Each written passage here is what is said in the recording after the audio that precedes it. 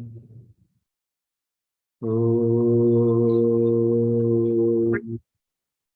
श्री परमात्मने नमः। ओम श्री गुरुभ्यो नमः। ओम मातृशक्तये नमः। ओम असतो मा सत्यमय तमसो मा ज्योतिर्गमय मृत्योर्मामृतंगमय। ओम शांति शांति शांति। उपनिषद कक्षा 283 छांदो बृहदारण्यक उपनिषद की ये 8वीं कक्षा। और बृहदारण्यक उपनिषद का ये प्रसंग है पहले अध्याय के तीसरे ब्राह्मण का, जो देवासुर देव और असुर प्रजापति के दो संतान हैं। बड़े असुर हैं, छोटे देव हैं।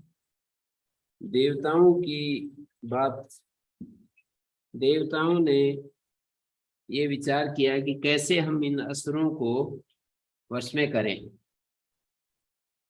देव ये विचार कर रहे हैं कि कैसे हम असुरों को अपने काबू में करें। तो उन्होंने अलग अलग उद्गाता बनाए। सबसे पहले वाणी को उद्गाता बनाया, फिर घ्राण को बनाया, फिर उसके बाद चक्षु को बनाया, और श्रोत्र को बनाया, मन को बनाया। इन सबको उद्गाता, ये तो उपलक्षण के रूप में बता दिए, कुछ सबको बना लिया उसने। उन्होंने, देवों ने सबको उद्गाता बनाया और सब जगह उत्तीर्ण हो गए। उसका कारण ये रहा कि वे जो जो उद्गाता था वो देवताओं के लिए भी आगान कर रहा था। क्योंकि जिसको हम उद्गाता पुरोहित के रूप में हम बनाते हैं, उसका काम है कि अपने यजमान का उद्धार करना, उसका कल्याण करना, उसके लिए कुछ अच्छा सोचना, अच्छा करना। जो उसके कल्याण के लिए वो कर्म करता है, तो यजमान के कल्याण के लिए जो वो कर्म करता है वो तो ठीक बात थी, अच्छी बात थी। लेकिन उसके साथ उनमें कुछ अपना भी आसक्ति, थोड़ी थोड़ी अपनी भी आसक्ति थी। अपना स्वार्थ, उनका निस्वार्थ नहीं हुए वो। बस इस कारण से, इस दोष के कारण से वे देवताओं के लिए जो पूरा का पूरा वो कर सकते थे वो नहीं कर पाए। आखिर में प्राण को, जो मुख्य प्राण है, उसको उद्गाता बनाया। तो ये बात बार बार इस तरह से प्रस्तुत की गई इस आख्यायिका में कि देवता जब इसको घ्राण इंद्रिय हो गया, चक्षु इंद्रिय को जैसे उद्गाता बनाया, तो असुरों ने जाना कि इस उद्गाता के द्वारा हमको पराभूत कर डालेंगे। तो उन्होंने उनको पाप से बींधने की सोची और वो बींधते भी चले गए। पर जैसे ही मुख्य प्राण को बींधने के लिए उन्होंने कदम बढ़ाया, अपने आप ही नष्ट हो गए। प्राण का कुछ नहीं बिगाड़ सके। वाणी को भी, आंख को, कान को, घ्राणेन्द्रिय को, मन को, इन सब को अपने लपेट में ले लिया असुरों ने। किस तरह से लिया?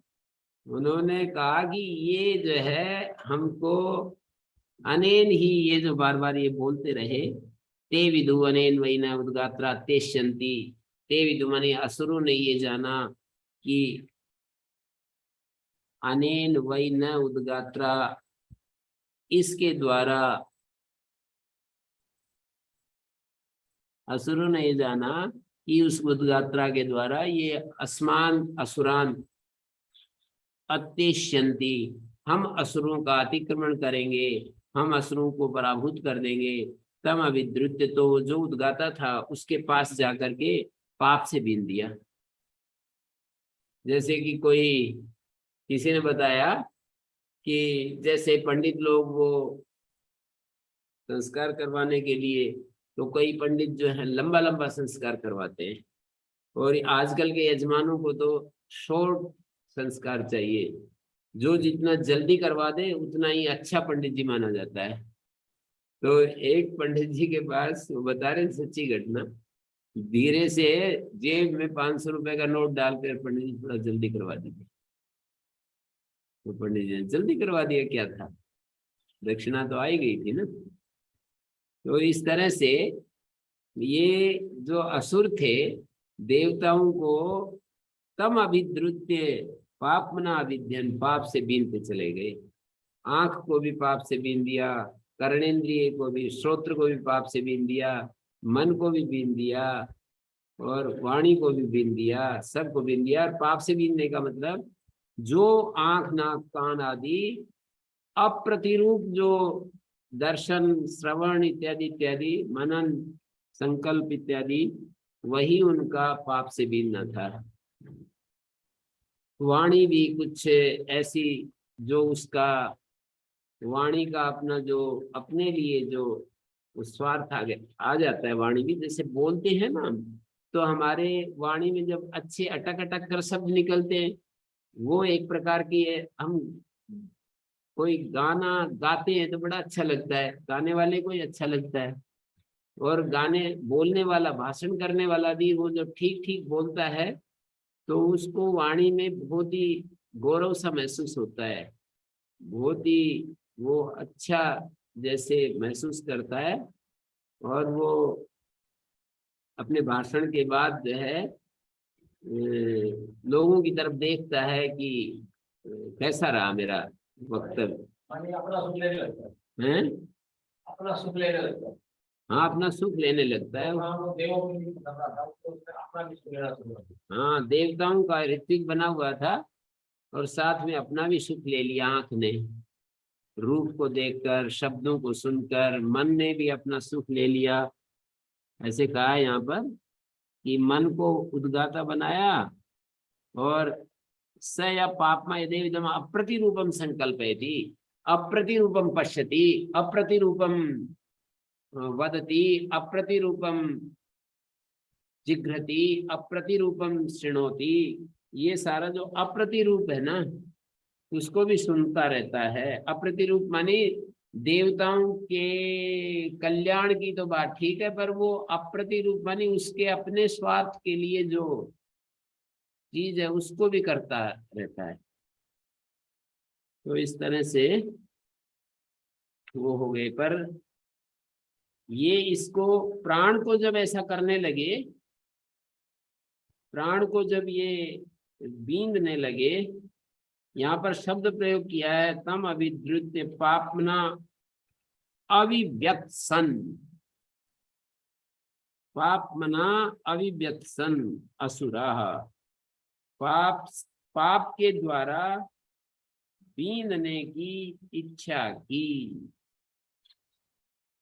ये व्यद धातु का सनंत से लंग लकार का प्रयोग है। अविव्यक्त सन, विव्यक्त सती का मतलब होता है बीनना चाहता है। अविव्यक्त सन, बीनने की इच्छा की, संकल्प किया कि इनको इसका भी काम करो पहले वालों की तरह ही।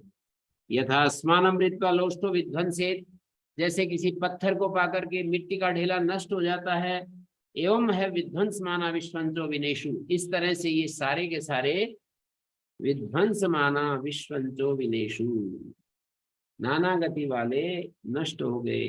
ततो देवा भवन परासुरा, इस तरह से देवता जीत गए और असुर पराभूत हो गए।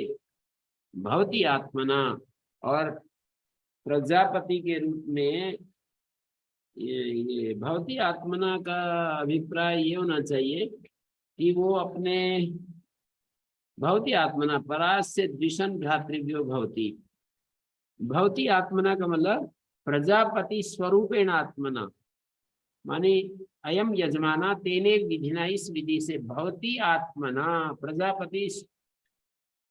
प्रजापति स्वरूप से संपन्न हो गया। यहाँ पर इत्थम भूत लक्षण तृतीया समझनी चाहिए। भवती आत्मना माने प्रजापति स्वरूप से युक्त हो गया वो जो यजमान, माने एक प्रकार से जो देवता यजमान बन करके और जो इस तरह से वो कर रहे थे ना, वो भवती आत्मना अयम यजमाना तेने विना भवती प्रजापति स्वरूपेण आत्मना पराचस्य प्रजापतित्व प्रतिपक्ष भूता पापमा दिशन भ्रातृव्यो भवती। और यजमान का जो प्रजापतित्व का प्रतिपक्ष भूत पाप है ना, वो जो ऐसा जानता है, और भी कोई ऐसा जानेगा तो अपने शत्रुओं पर विजय प्राप्त करेगा और अपना मालिक हो जाएगा, स्वराट हो जाएगा। विदेश हैं? विदेश नष्ट हो गए, नष्ट हो गए विनेशु। लिट लकार का प्रयोग है प्रथम पुरुष बहुवचन। ननास नेशतु नेशु, नष्ट हो गए। विनश्यति का ही लंग लकार, लिट लकार में विनेशु प्रयोग है। विनश्यति का मतलब लट, और लिट लकार में विनेशु।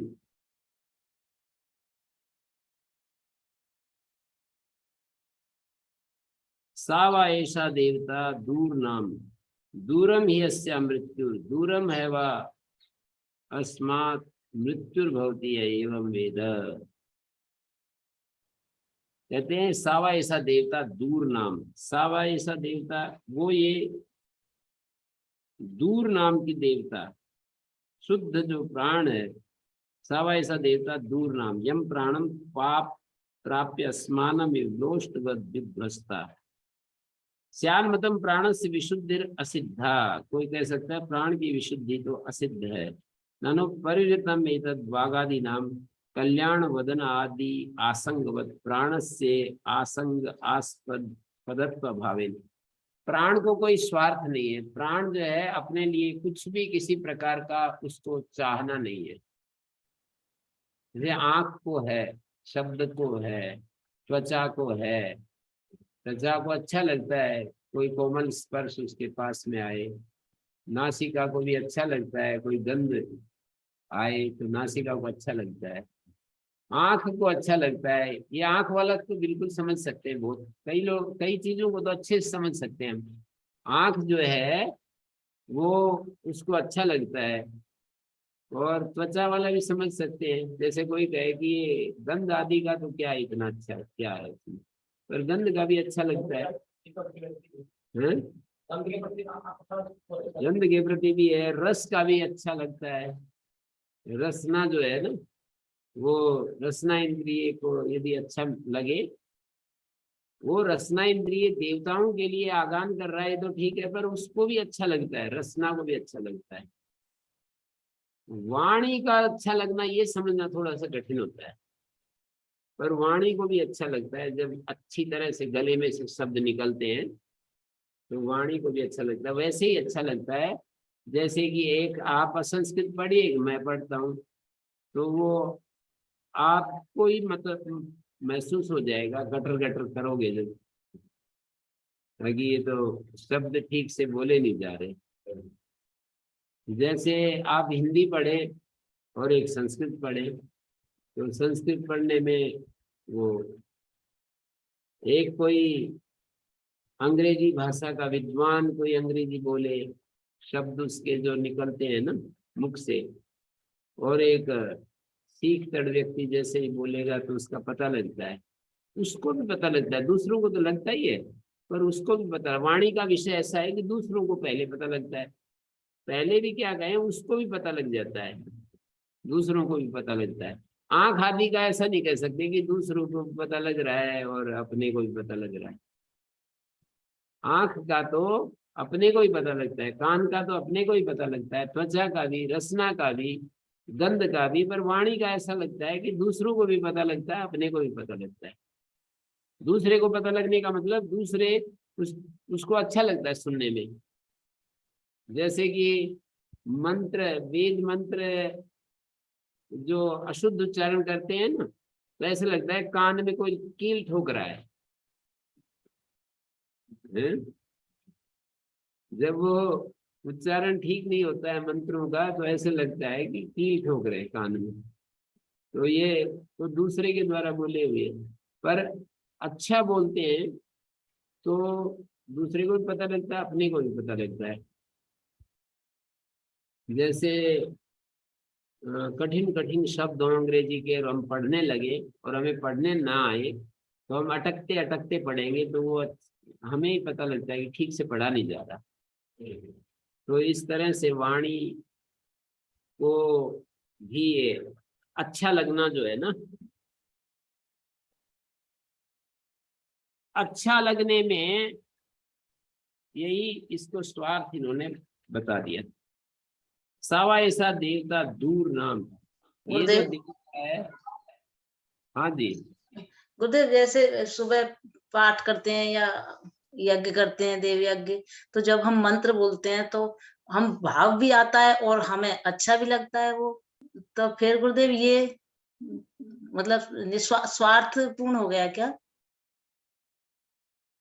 नहीं, वो तो इतना ही बताया जा रहा है कि वाणी, वाक आदि इंद्रियों का दृष्टांत देकर के ये समझाया है कि हमारी जो साधना है वो जितनी निस्वार्थ होगी, हम चीजों को निस्वार्थ भाव से देखेंगे, उतना ही हमारी प्रगति होगी।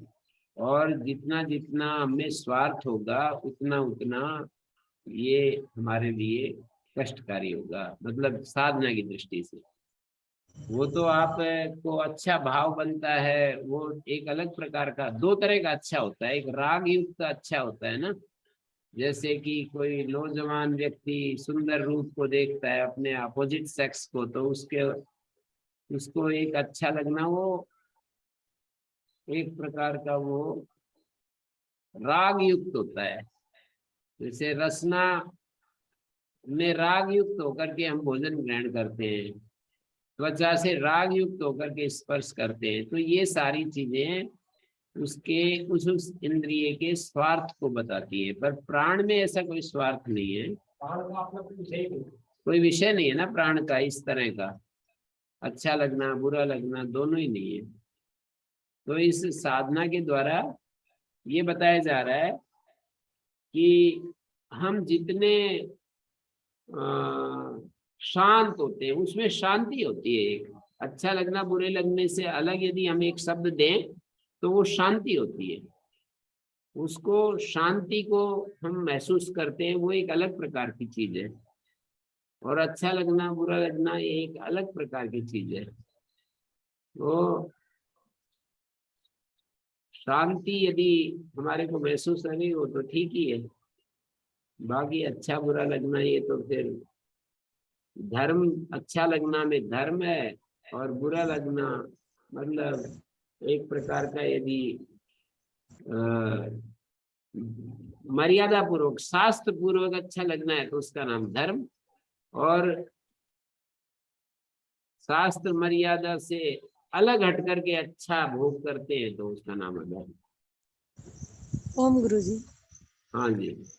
गुरुजी, ऐसा कह सकते हैं कि सुख अगर ले रहे हैं तो वो अधर्म वहां पे, और सुख नहीं ले रहे हैं तो धर्म, ऐसा कह सकते हैं? नहीं, मैंने तो एक शब्द बोला, शास्त्र मर्यादा पूर्वक यदि हम सुख ले रहे हैं तो वो धर्म, शास्त्र मर्यादा का अतिक्रमण करके, गुरु और शास्त्र मर्यादा का अतिक्रमण करके यदि हम सुख ले रहे हैं तो उसका नाम अधर्म।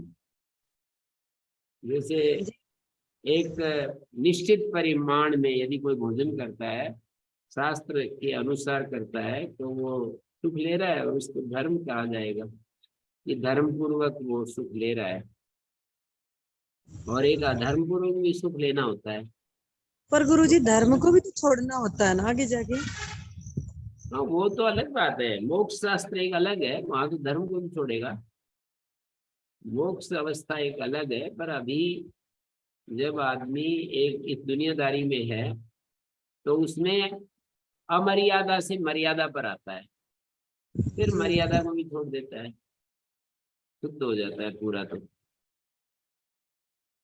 महर्षि दयानंद ने भी लिखा है ना 9वें समोल्लास में, अपनी बाह्य विषयों से इंद्रियों को रोक, शुद्ध सत्व गुण युक्त हो, धर्म में स्थिर हो, फिर धर्म से भी अलग हो, ऐसे ऐसे करके दिखाया है। तदादृष्टु स्वरूपेवस्थानम सूत्र का भाष्य करते हुए 9वें समोल्लास में देखना कि उस बाहर की चीजों से अलग हटकर फिर बुरे कामों से मन को हटाकर शुद्ध धर्मयुक्त कामों में लगाना, फिर उससे भी हटना। तो ये तो सही है। मोक्ष शास्त्र जब प्रवेश करते हैं तो ऐसा है। धर्म शास्त्र में तो मर्यादित सुख लेना और मर्यादित जीवन जीना, ये तो कोई करेगा तो उसको इस जीवन में उसको धर्म संचय होता जाएगा, उसका परिणाम जो आगे चल करके जाति आयु भोग के रूप में मिलेगा। पर जिसको गुरुजी, मुक्ति चाहिए तो अलग प्रक्रिया है। ये उत्तम पाश के अंतर्गत आएंगे। जैसे मान लो गुरु के प्रति श्रद्धा, हमारी भाई के प्रति प्रेम श्रद्धा है, माता पिता के प्रति है, उसमें थोड़ा सा कहीं ना कहीं लगाव भी होता है और श्रद्धा भाव भी होता है। हाँ, तो थोड़ा थोड़ा होता है, तो वो आसक्ति होती है ना, तो उतना पास, उत्तम पास सात्विक पास को कहते हैं। जी राजसिक पास मध्यम पास, तामसिक पास जो है अधम पास। तो उत्तम पास जो है वो सात्विक पास है। जी गुरु।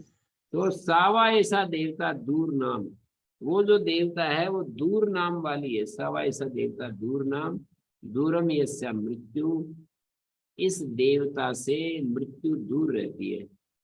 ये प्राण नामक देवता की बड़ाई कर रहे हैं। सावा ऐसा देवता दूर नाम, ये जो प्राण देवता है ये दूर इस नाम वाली है। सावा ऐसा देवता दूर नाम, यम प्राणम प्राप्य अस्मानम लोष्टवद विध्वस्ता असुरा।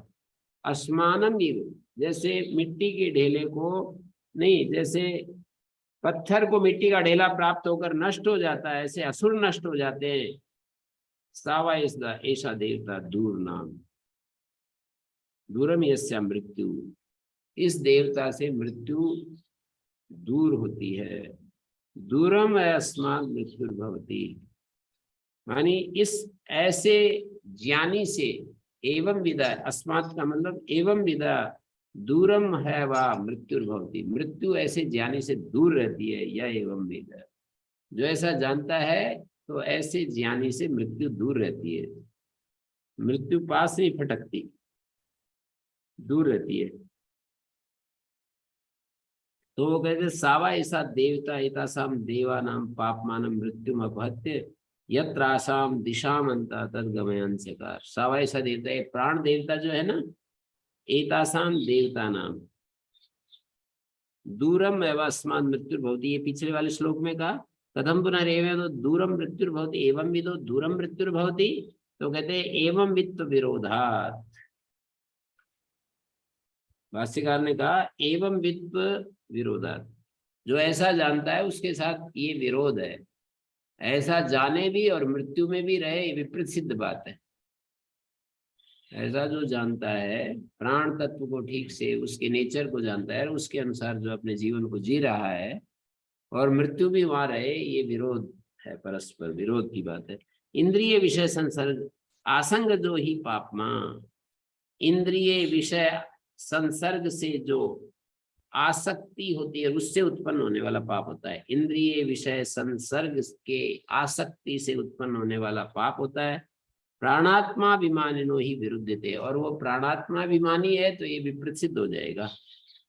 वाग आदि विशेषात्म अभिमान हेतुत्वात्, वाग आदि विशेष अभिमान हेतु होने से स्वाभाविक अज्ञान हेतुत्वात्, और स्वाभाविक अज्ञान हेतु होने से वागादि विशेषेषु अभिमान अहंकार तद हेतुकत्वात्, और स्वाभाविक जो अनादि सिद्ध यजमान स्वाभाविक जो अनादि सिद्ध ज्ञान है तद हेतुत्वात् से, मतलब वागादि विशेष स्वरूप अभिमान हेतुत्वात्,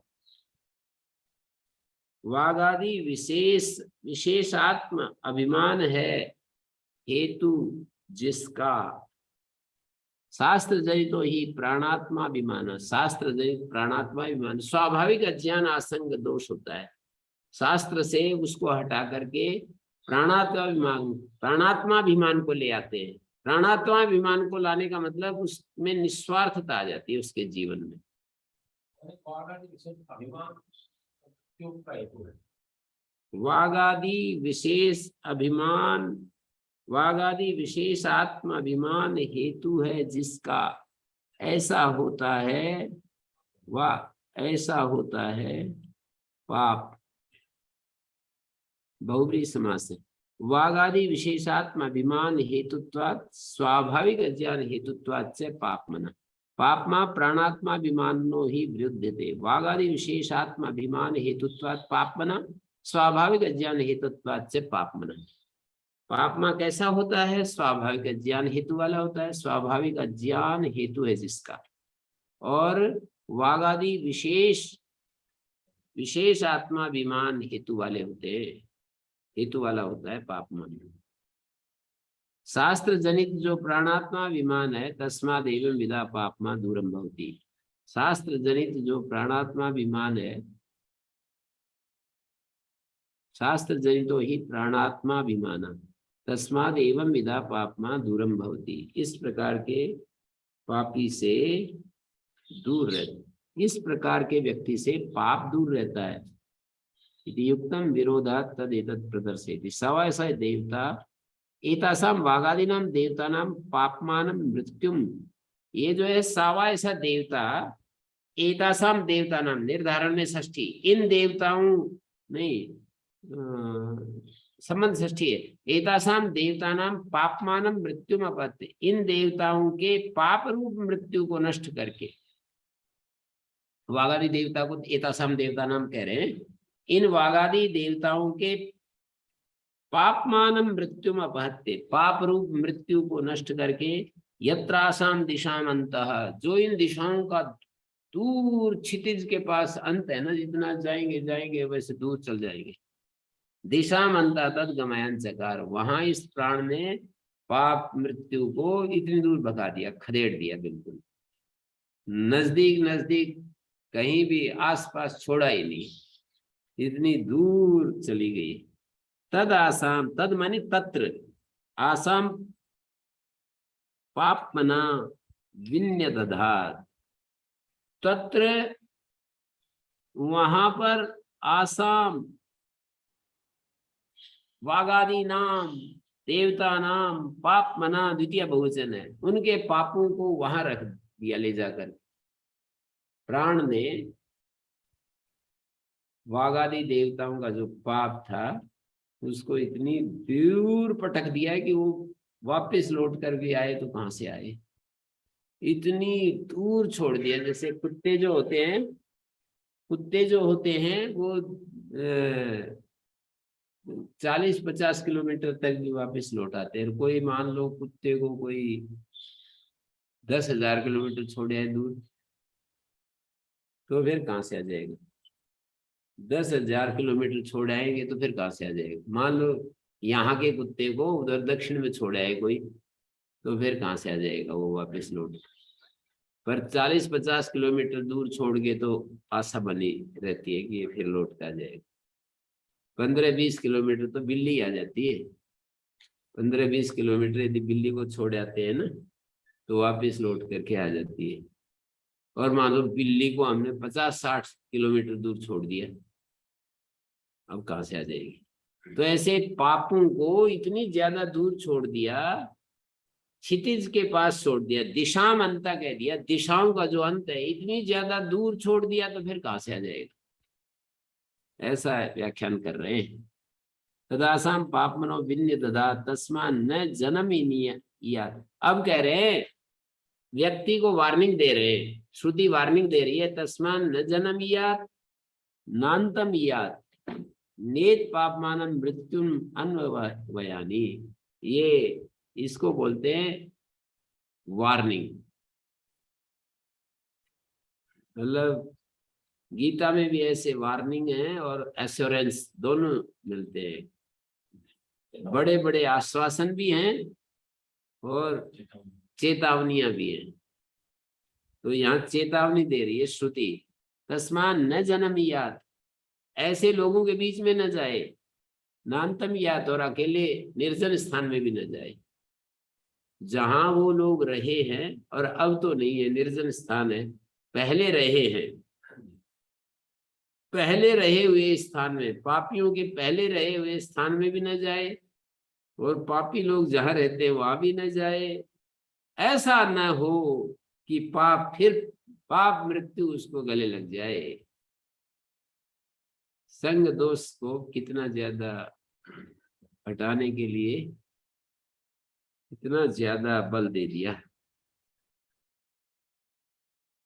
माने इसको बोलते हैं संग दोष को हटाने के लिए बल दे दिया है।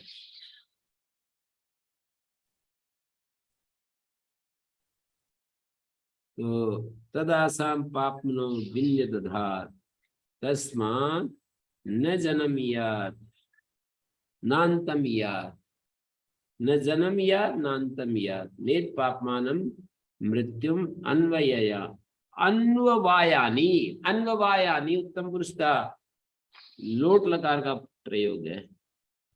अन्ववायानी का अर्थ है कि ऐसा न हो इत्थम जन संसर्गे पाप मानम मृत्युम अन्वयानी, जन संसर्ग में फिर पाप रूप मृत्यु मेरे गले पड़ जाएगी, इसलिए थोड़ा सावधान रहना चाहिए। आलम्बन योग शास्त्र में कहा है कि 4 चीजें जो है ना वासनाओं को जगाती हैं, उनमें एक आलम्बन भी बताया है। तो ये आलम्बन से ही मना कर रहे हैं, आलम्बन को सामने न लाए। वो कहा है कि ये जो 4 चीजें होती है ना, हेतु फल आश्रय और आलम्बन। हेतु फल आश्रय और आलम्बन, ये 4 चीजें जो होती हैं ये हमारे उसको क्या करती हैं, वासनाओं को जगाती हैं। हेतु मानी अविद्या, फल मानी सुख दुख की स्मृति, और चित्त आश्रय का मतलब है जो चित्त साधिकार चित्त, अज्ञान युक्त जो चित्त है उसको आश्रय कहते हैं। और साधिकार चित्त के बाद एक बच गया हेतु फल आश्रय आलम्बन। आलम्बन से भी वासनाएं जमती जाती है। तो आलम्बन मुक्त रहेगा तो एक वासनाओं को जगाने वाली एक चीज तो कम हुई। साधिकार चित्त यदि समाप्त कर दे तो दूसरी खत्म हो गई, और फल को यदि समाप्त कर दिया सुख दुख की स्मृति, और ये जो देह है ये भी फल ही है, वासनाओं का फल है। ये हमारा देह है, शरीर है, ये वासनाओं के फल के रूप में मिलता है। और सुख दुख की स्मृति ये भी फल है। सुख दुख की स्मृति से भी वासनाएं फिर ताजा होती जाती है। जो आश्रय को अकेला भी समझ अविद्या पूरा तो अविद्या यदि है मौजूद है तो फिर आता रहेगा। आश्रय का मतलब साधिकार चित्त, चरिताधिकार चित्त वासनाओं का आलम्बन नहीं, पर साधिकार चित्त तभी तो खत्म होगा जब अविद्या खत्म होगी। ठीक है, लेकिन जैसे 4 एक तो बताएंगे, 4 आगे बताएंगे, 4 में से 3 तो स्वतंत्र रहेंगे, एक अकेला इसलिए नहीं कह सकते क्योंकि अविद्या समाप्त हुए बिना साधिकार चित्त कैसे समाप्त। अविद्या जो है, इसलिए थोड़ा थोड़ा करके सब कोई मिला मिलू करके वासनाओं का पूरा निराकरण हो सकता है। विद्या तो आश्रित है, तो आश्रित है, आश्रित नहीं रहेगा, आश्रित का है। अविद्या मूल कारण है ना, आश्रित कहाँ है। अविद्या से ही ये सब आगे चित्त जो है, साधिकार चित्त का मतलब है अविद्या युक्त चित्त।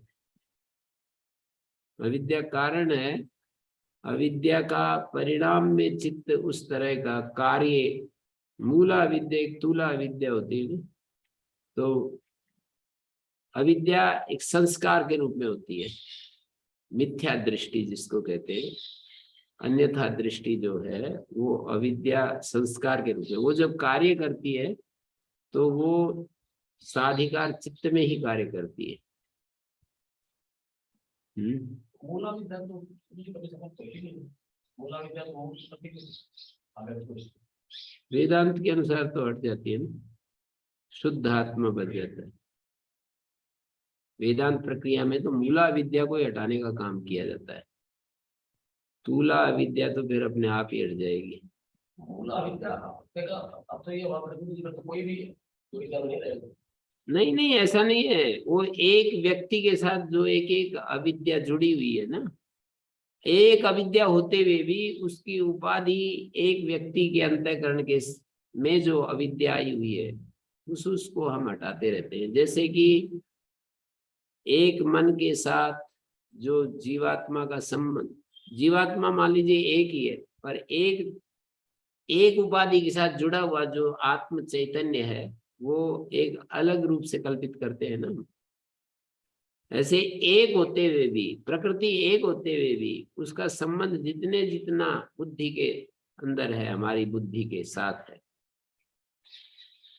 थोड़ा इस पर विचार करेंगे तो पता लग जाएगा कि एक एक जो अविद्या एक होते हुए भी उसका कार्य एक एक अंतःकरण है, कार्य क्षेत्र।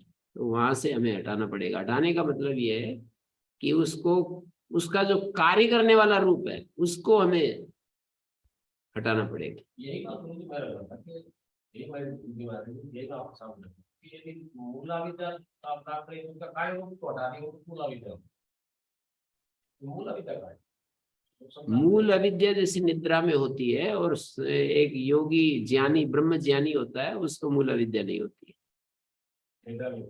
निद्रा में भी यही तो बार बार कई दिन से बात चल रही थी हमारी कि निद्रा में भी मूला अविद्या नहीं होती है। ज्ञानी पुरुष को गुरु जी ने ऐसे बताया, मणि गुरु जी ने, कि दोनों में क्या भेद है। तो उन्होंने बताया एक में अविद्या रहती है, एक में अविद्या नहीं होती है। फिर अविद्या नहीं रहती है तो ये शरीर कैसे चलता है? प्रारब्ध से चलता है। ये शरीर कैसे चलता है?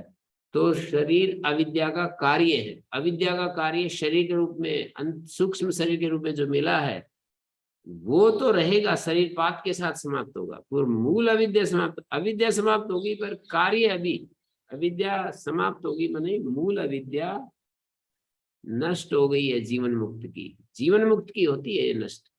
नष्ट का मतलब वो उसके साथ, उस जीव के साथ कोई संबंध नहीं रहता। माने उस जीव में आप मूला विद्या नहीं है इसलिए तो मूला विद्या में नई उत्पन्न नहीं होगी, नई उत्पन्न नहीं होगी। वो रहेगी। हाँ, प्रारंभ से जो है वो तो प्रारब्ध के तहत उसको मिली है, वो रहेगी। पर वो मूल अविद्या नई नई कार्य अविद्या को उत्पन्न नहीं करेगी।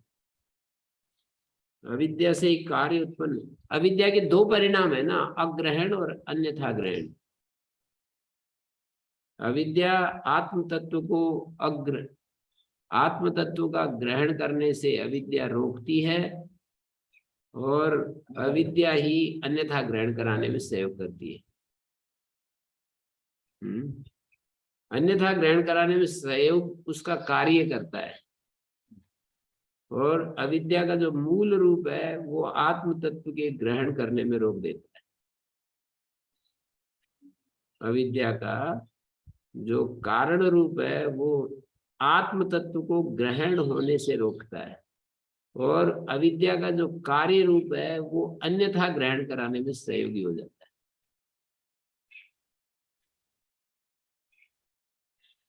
तो सावा ऐसा देवता एतासाम देवतानां मृत्युमपत अथेना मृत्युमत्यवहत। सावा ऐसा प्राण देवता की बात कर रहे हैं। हाँ, तो ये कह रहे हैं सावाइस दाता देता प्राणात्म ज्ञान कर्म फलम वागादिनम अग्न्याद्यात्मत्व उच्यते। वाग आदि का अग्नि आदि स्वरूप को प्राप्त करना। अथेना मृत्युमत्यवहत यस्मात् आध्यात्मिक परिच्छेद करा पापमा मृत्यु। ये जो पाप रूप मृत्यु है वो आध्यात्मिक परिच्छेद कर है। प्राणात विज्ञाने अपहता तस्मात् से प्राणो अपहंता पापना मृत्यु। प्राण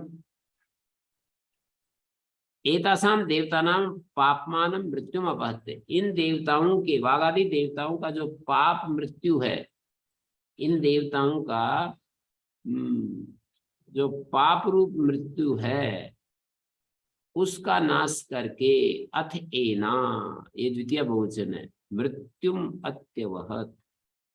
एना मृत्युम अत्यवहत। माने एना माने वागादि देवता प्रकृतम पापमानं मृत्युम अतीत्य अवहत प्रापयत। अवहत माने प्रापयत स्वम स्वम अपरिच्छिन्नम अग्न्यादि देवतात्म रूपम। क्या प्राप्त करा दिया? मृत्युम अतीत्य अवहत किम प्राप्तम? स्वम स्वम अपरिच्छिन्नम, अपना अपना जो अपरिच्छिन्न अग्न्यादि देवतात्म रूप, जैसे वाणी का अग्नि रूप, चक्षु का आदित्य रूप, नासिका का वायु रूप, श्रोत्र का दिशा रूप, मन का कौन सा रूप होगा आगे बता रहे मन का, चंद्रमा रूप, ये सब जो है उनको बताते जा रहे हैं। तो एक तो पिछले 10वें मंत्र में ये लिखाया है कि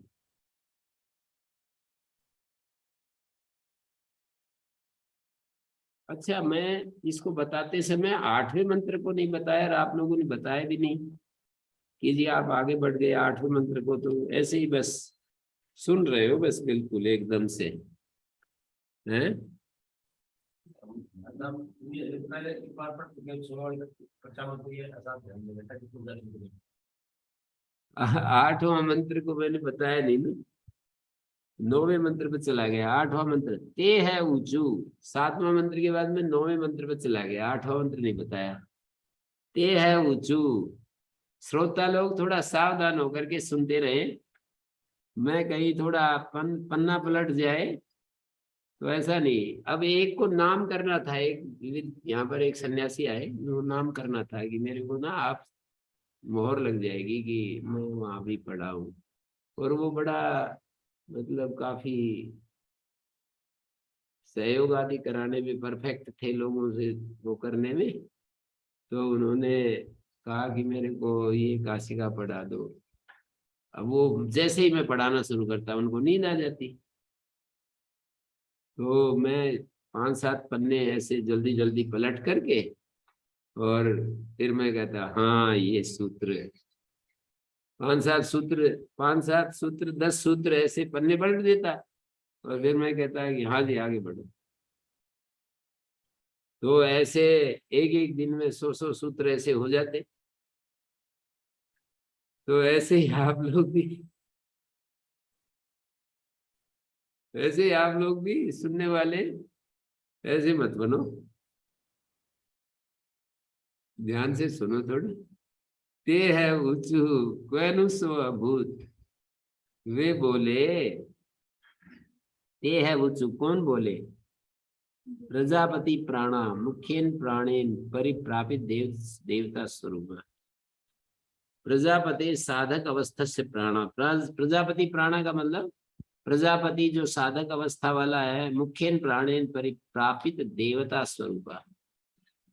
प्रजापति के प्राण जो कि मुख्य प्राण से जिन्होंने देवता स्वरूप को प्राप्त कर लिया है, वो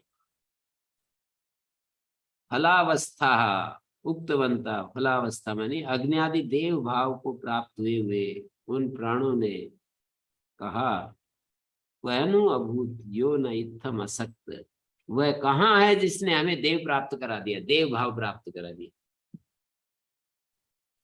वह पहले खुद ही तो आता हमारे जैसा क्या हमारा ते है ऊंचू, वे बोले, ये कहा ना फलम संहृत्य अधुना आख्यायिका रूपमेव आस्थित्या कस्माच्च हेतुर्वागादि मुक्त्वा मुख्य प्राण आत्मत्वेन आश्रयितव्या।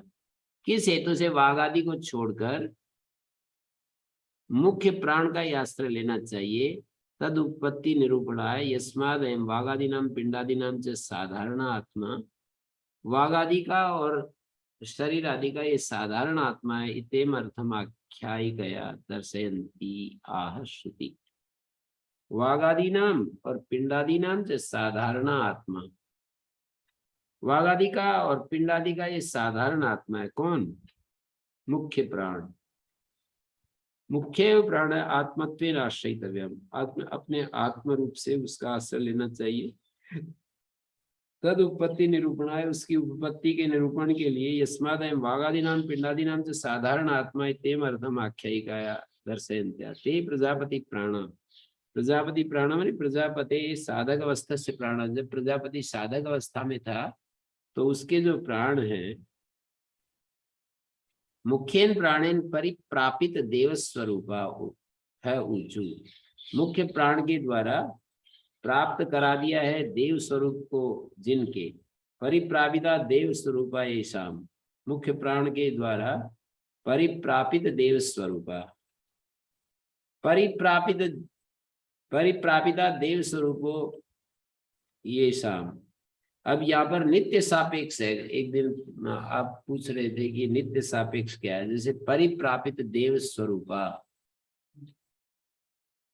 प्राप्त करा दिया गया है देव स्वरूप, देव स्वरूपो येषाम, या परिप्रापिता देव स्वरूपो यही।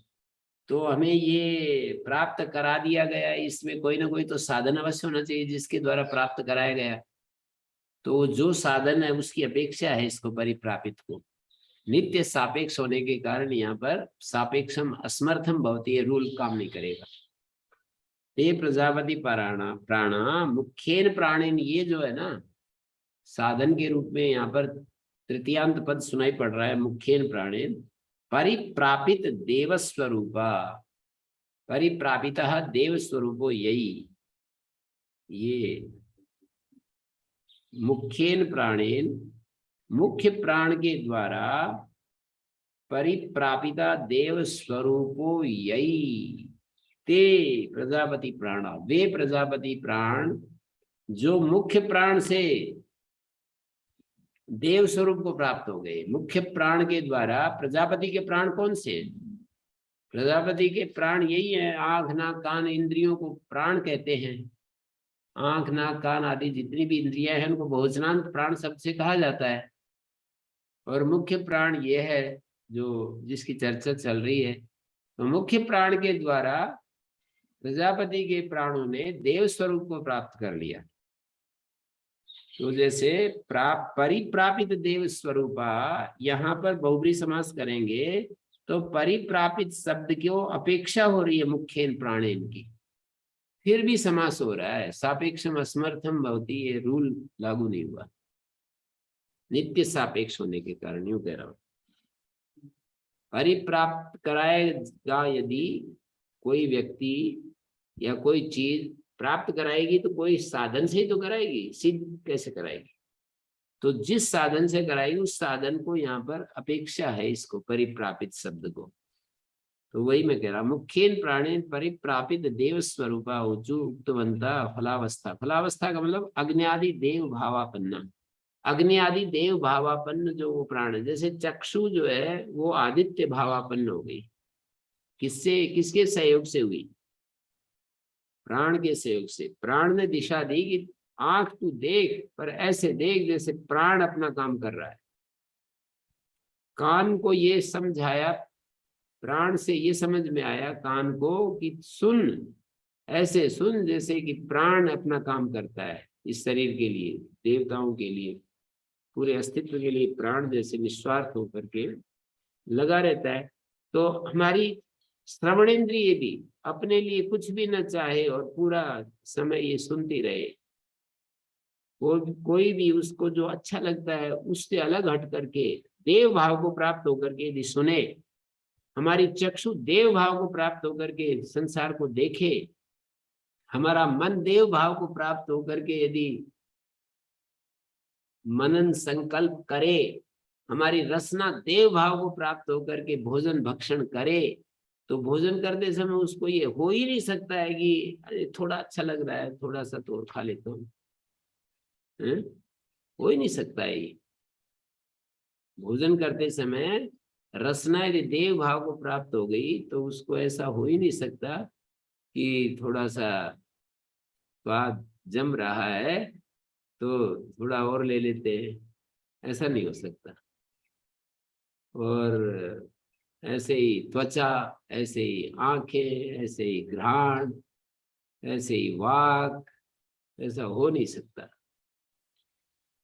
तो देव स्वरूप को प्राप्त हो गए ये तो ये बताया ते है ऊंचू, उन्होंने कहा ते है ऊंचू। 8वें मंत्र में कह रहा हूं, उन्होंने ये कहा क्वनु सो अभूत, अरे वो कहाँ है जिसने हमें देव भाव प्राप्त करा दिया। कौन बोल रहे हैं? ये सारे प्राण जो है ना, सारी इंद्रियां प्रजापति की, जो आंख, नाक, कान, रसना, ये सारी बोल रही है, अरे वो कहाँ है जिसने देव भाव प्राप्त करा दिया। क्वनु सो अभूत यो न इत्थम असक्त, जिसने इस तरह से हमें, असक्त का मतलब यो न इत्थम असक्त, असक्त मानी संजितवान, देव भावम आत्मत्व उपगमितवान। असक्त का अर्थ है संज संगे धातु का असक्त रूप है। ये इस तरह से देव भाव को आत्मत्व उपगमितवान, यो नो अस्मान इत्थम, हमको इस तरह से देव भाव को प्राप्त कर दिया। स्मरन्ति लोके केनचिद उपकृता उपकारिणम, केनचिद उपकृता उपकारिणम स्मरन्ति। मनुष्य को कृतज्ञ हमेशा होना चाहिए, कृतज्ञ कभी भी नहीं होना चाहिए। स्मरन्ति ही लोके केनचिद उपकृता उपकारिणम, किसी के द्वारा उपकृत हुए उपकारी का स्मरण करते हैं। लोक व देव स्मरण तो विचारे माना, लोक की तरह स्मरण करते हुए कार्यकरण संघाते आत्मनि एव उपलब्धवन्ता, कार्यकरण संघात में अपने में ही इन्होंने ये सब प्राप्त किया। कैसे? अयम आस्य अंतरिति, ये मुख के भीतर है, या आकाशा तस्मिन। अगला पंक्ति में पढ़ रहा हूं, यो अयास्या आंगे रसो अंगानाम ही रसा, इति अयम आस्य अंतरिति सो अयास्य आंगी रसो अंगानाम ही रसा। दो बात कही ना, ये बोले ना कहाँ है वो जिसने हमें देव भाव को प्राप्त करा दिया, तो एक तो ये बताया अयास्य, और एक आंगिरस। अयास्य का क्या मतलब है? मुख में रहने वाला। अयम आस्य इति अयास्य, ऐसे इसको समझ सकते हैं हम। अयम आस्य समास कर दिया, मैं को लोप कर दिया, तो बन गए आयास्य।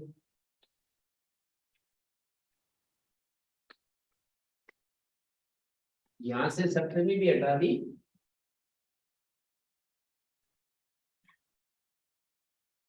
अयम आस्य इति अयास्य। कौन है जो हमको देव भाव प्राप्त करा दिया? तो उत्तर आया कि आस्य में रहने वाला यह है। कौन है आस्य में रहने वाला? ये मुख्य प्राण। तो अयास्य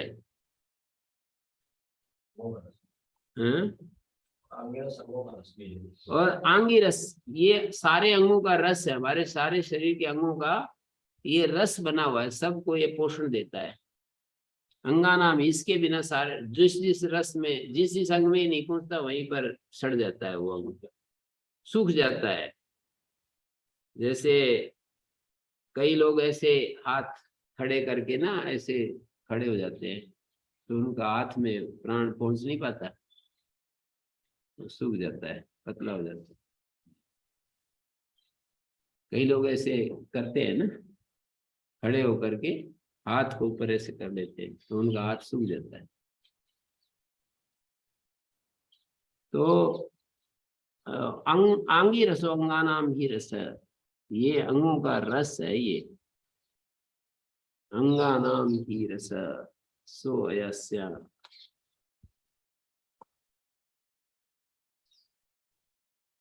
अयम आस्य अंतर इति सो अयस्य, इस तरह से इसको आंगे रसो अंगानाम ही रस,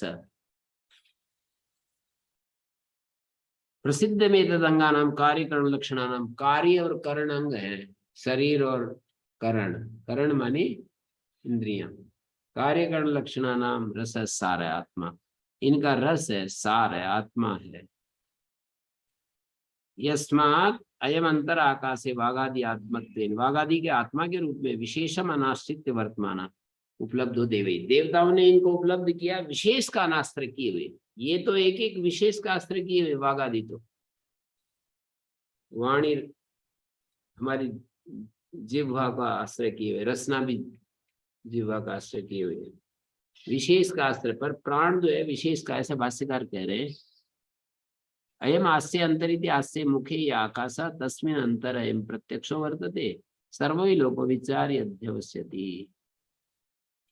भाष्यकार एक एक अच्छी बात बीच में बोल जाते हैं।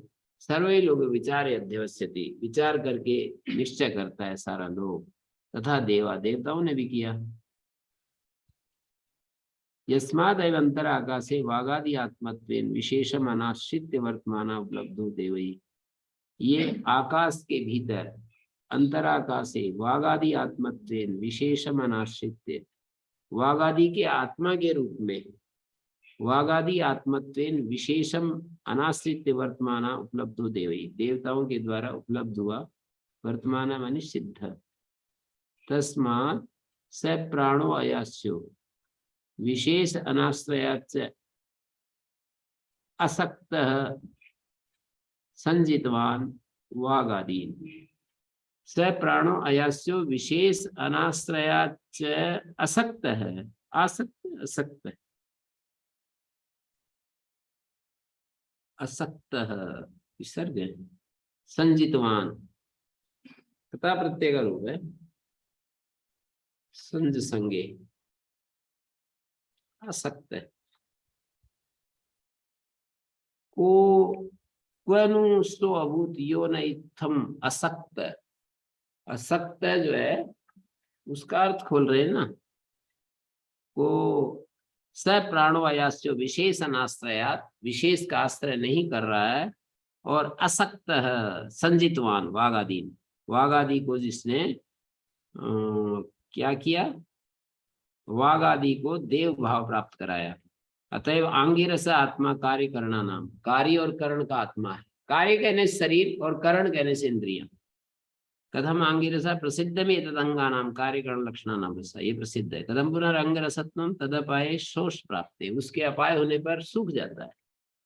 यस्माच्चयम अंगरसत्वाद विशेष अनाश्रितत्वाद से कार्य करना नाम साधारण आत्मा, विशेष का अनाश्रय लेने से और अंगों का रस होने से कार्य करना नाम साधारण आत्मा विशुद्ध। तस्माद वागादीन अयास्य, वागादीन अपास्य, वागादि को छोड़कर प्राण एवं आत्मत्वेन आश्रयितव्य, वागादि को छोड़कर प्राण का ही हमें मुख्य रूप से आश्रय लेना चाहिए।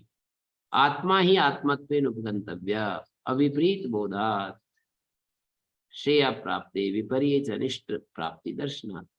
आत्मा ही आत्मत्वेन, आत्मा जो है उसको, जो आत्मा है, जो सार है, जो सबका सहारा है, उसको अपना आत्मा बनाना चाहिए।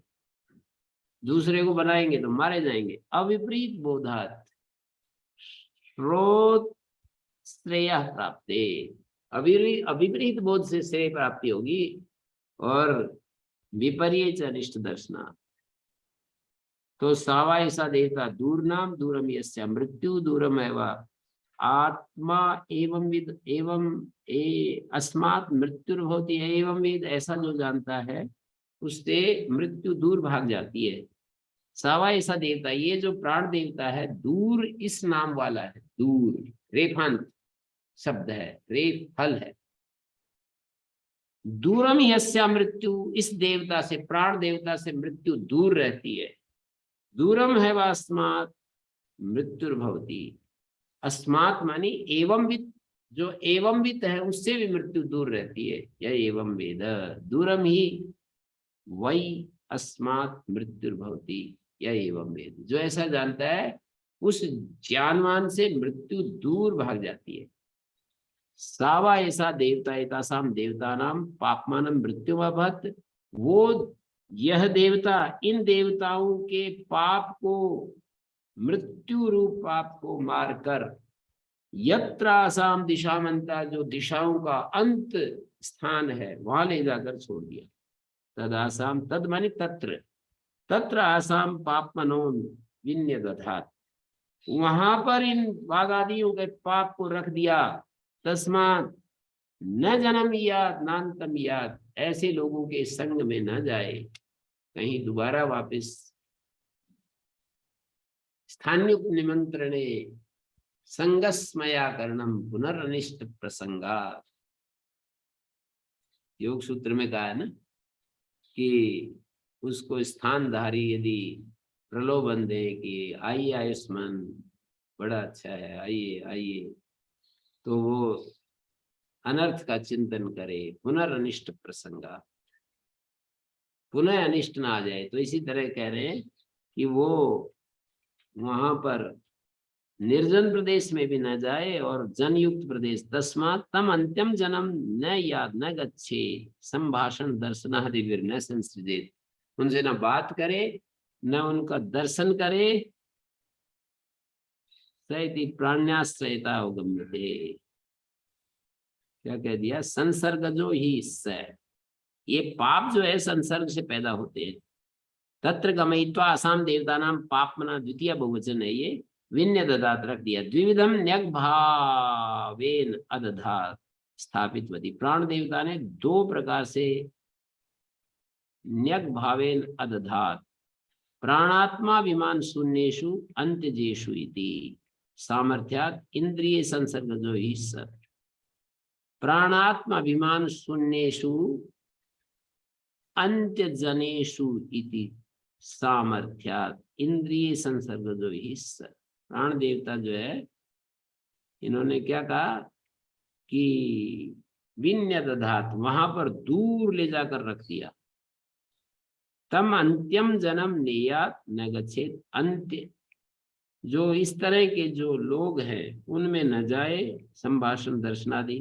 तत्संसर्गी पापमना संसर्गा कृता स्यात्, पापाश्रय ही सर, वो जो है पाप का आश्रय होता है। जो इस तरह से जो अंत्य जन है, अंत्य जन का मतलब ब्राह्मण से वह शूद्र होते और पांचवें अंत्य जन बोलते हैं, जो बिल्कुल इस मर्यादा को भी नहीं जानता है कि मुझे शरीर से काम करना है, ब्राह्मण क्षत्रिय वैश्य की सेवा करनी है, इतना भी नहीं जानता, और अपना अत्यंत स्वेच्छाचारी है, उल्टा पुल्टा खान पान सब कुछ उसका उल्टा है, तो ऐसे को अंत्यजन कहते हैं।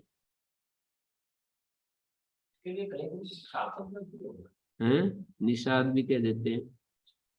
तद जन निवासम चांतम दिगंत शब्दवाच्यम नेया, जन शून्यम अभी जन्म अभी तद देश वियुक्तम अभी, उस देश से जन्म अभी, जन शून्यम अभी जन्म अभी तद देश वियुक्तम, उस देश वियुक्त जन्म अभी क्या कर दिया, तद जन निवासम चांतम दिगंत शब्दवाच्यम नेयात। तो निवास स्थान यानी दिगंत शब्दवाच्य देश में उनकी जनशून्य होने पर भी नहीं, मतलब वो ना है, उस देश से अलग है, अन्य जन के पास भी रह जाए।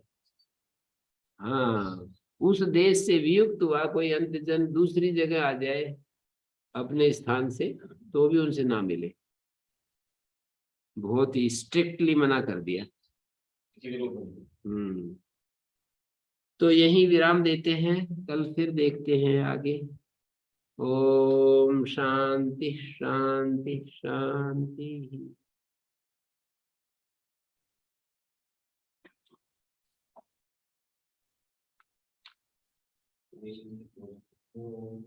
ओम प्रणाम गुरुजी। ओम प्रणाम। प्रणाम गुरुजी। प्रणाम। प्रणाम गुरुदेव। प्रणाम।